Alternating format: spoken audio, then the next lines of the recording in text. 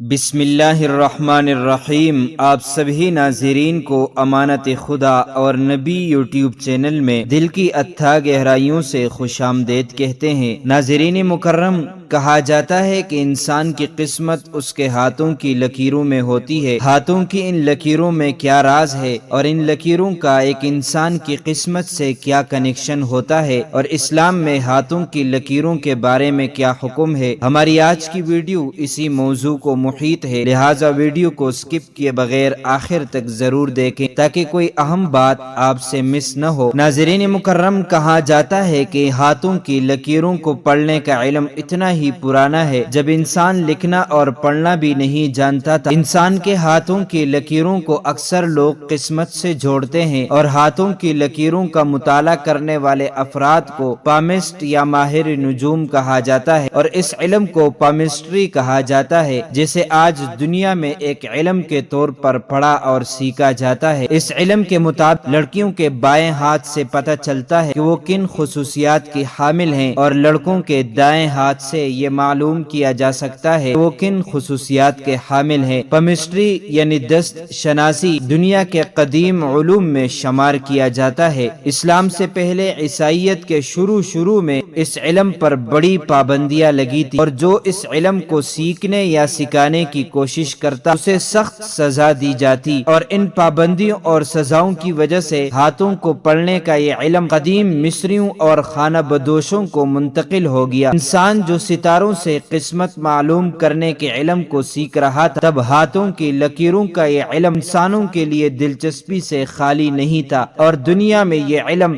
تمام تر پابندیوں کے باوجود تیزی سے پھیلنے لگا۔ اس علم میں ہر انسان کے ہاتھوں کی بناوٹ اور ساخت کے حوالے سے بتایا گیا، جس کی اسٹڈی سے ایک انسان کے کردار کے بارے میں معلوم کیا جا سکتا ہے۔ 1475 عیسوی میں پامسٹری کی سب سے پہلی کتاب میں یہ ذکر کیا گیا کہ ہاتھوں کی ساخت سے ایک انسان کی ذہنی صلاحیتوں اور کردار کا پتہ لگایا جا سکتا ہے۔ اس کتاب کے مطابق ہاتھوں کی بے شمار اقسام ہے، جن میں بنی لکیروں کا کوئی نہ کوئی مطلب ضرور ہوتا ہے، جن کو پہچاننا زیادہ مشکل کام نہیں۔ اگر آپ اپنی دونوں ہتھیلیوں کو آپس میں ملائیں تو جہاں دونوں چھوٹی انگلیاں ختم ہوتی ہیں، وہاں ہتھیلی کے دونوں طرف ایک لائن بنی نظر آتی ہے، جو عربی حرف بے کی طرح بنی ہوئی ہوتی ہے۔ پامسٹری کی روح سے جن لوگوں کی بے درست بنتی ہے، ان کی شخصیت کا خاکہ ابھر کر سامنے آ جاتا ہے، لیکن یہ بے ہر کسی کی نہیں بنتی۔ ہاتھ میں انگلیوں کے نیچے دل کی لکیر ہوتی ہے، لہٰذا دونوں ہاتھوں کو آپس میں جوڑ کر دل کی لکیروں سے بے بنائی جاتی ہے۔ جن لوگوں کی بے نہیں بن پاتی تو ان کے ہاتھوں کی انگلیاں اوپر نیچے ہو جاتی ہے۔ درست اور واضح بے کے لیے ضروری ہے کہ دل کی لکیریں اپنے اختتام پر یکساں ایک دوسرے کے ساتھ جڑ جائیں، اور اس وقت انگلیاں اور ہتھیلی بھی برابر ہونی چاہیے۔ پامسٹری کے مطابق جن لوگوں کی بے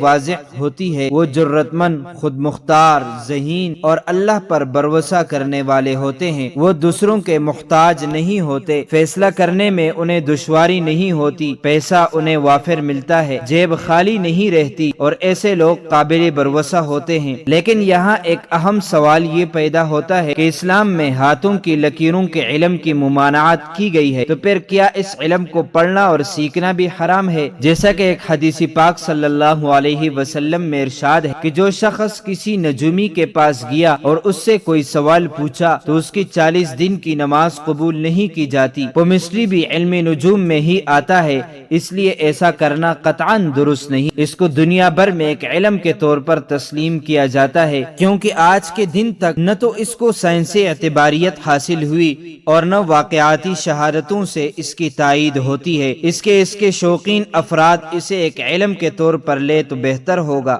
جیسے کہ موسم کی پیشن گوئی ایک باقاعدہ سائنسی عمل ہے جو مشاہدہ معلومات اور تجزیے پر مبنی ہوتا ہے، جس میں آنے والے دنوں اور گھنٹوں میں موسم کے بارے میں کہا جاتا ہے کہ آنے والے وقت میں موسم کیسا رہنے کا امکان ہے، اور جتنا سائنس ترقی کر رہا ہے اتنی ہی تیزی سے موسم کی پیشن گوئی بھی درست ہوتی جا رہی ہے۔ لیکن اس کا یہ مطلب ہرگز نہیں کہ موسم ویسا ہی ضرور ہوگا جیسے پیشن گوئی کی گئی ہے۔ ہے، کیونکہ غیب کا علم اور مستقبل کا علم ایک اللہ کے سوا کسی کے پاس نہیں، تو پمسٹری کو بھی ایک علم کے طور پر ہی لیا جائے، کیونکہ اس پر یقین نہیں کیا جا سکتا، اور نہ ہی ہاتھوں کی لکیروں سے ایک انسان کی قسمت کا کوئی تعلق ہوتا ہے۔ لیکن اللہ نے انسانوں کو غور و فکر کی دعوت دی ہے، جیسا کہ دنیا میں ہر انسان کی فنگر پرنٹس دنیا میں کسی اور انسان کے فنگر پرنٹس کے ساتھ نہیں ملتی، اسی طرح ہاتھوں کی لکیریں بھی ہر انسان کی الگ الگ ہوتی ہیں جو کبھی ریپیٹ نہیں ہوتی۔ اسی طرح انسانوں کے چہروں کی بناوٹ بھی الگ الگ ہوتی ہے، تو یہ کہا جا سکتا ہے کہ ہاتھوں کی لکیروں میں کوئی نہ کوئی اشارہ ایسا ہو سکتا ہے جس کو سمجھ کر انسان اسے اسی طرح ٹیکنالوجی میں آسانی پیدا کرنے کے لیے استعمال کر سکتا ہے، جیسے فنگر پرنٹ اور آنکھوں اور چہروں کی ساخت کا استعمال آج ٹیکنالوجی کا حصہ بن چکی ہے۔ یاد رکھے،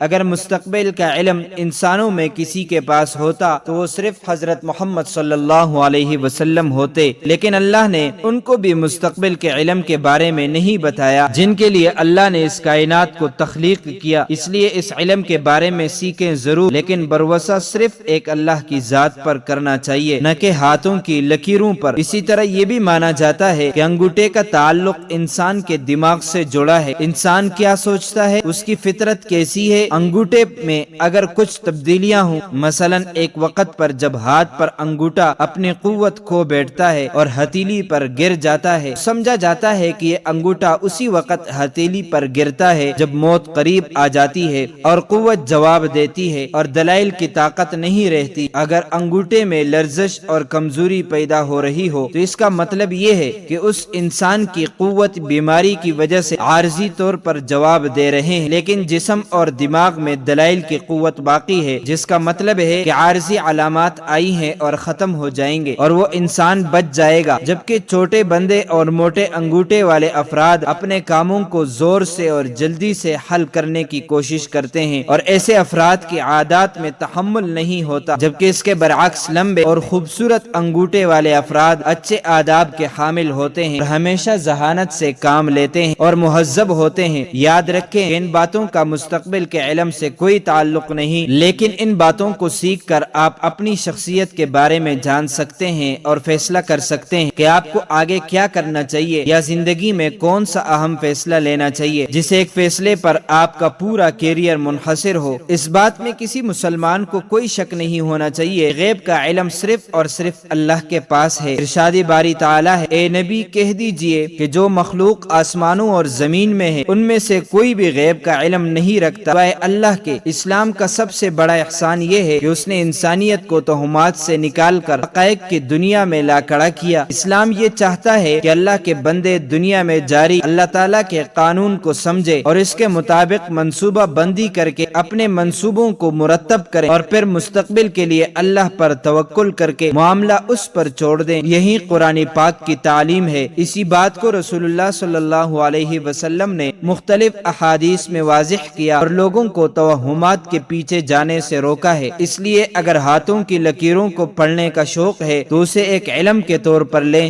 اس پر یقین نہ رکھیں، کیونکہ کسی بزرگ نے کہا ہے کہ قسمت ان لوگوں کی بھی ہوتی ہے جن کے ہاتھ نہیں ہوتے۔ اللہ تعالی ہمیں صحیح سمجھ کی توفیق عطا فرمائے، آمین۔ تو معزز ناظرین و سامعین، امید کرتے ہیں آپ کو ہماری ویڈیو اچھی لگی ہوگی۔ اس طرح کی مزید اسلامی معلومات کے لیے امانت خدا اور نبی یوٹیوب چینل کو سبسکرائب کیجیے، کیونکہ اس چینل میں آپ کو اسلامی واقعات، دینی مسائل، سائنسی تحقیقات و وظائف اور بہت کچھ سیکھنے کو ملے گا، لہٰذا اسے ضرور سبسکرائب کیجیے۔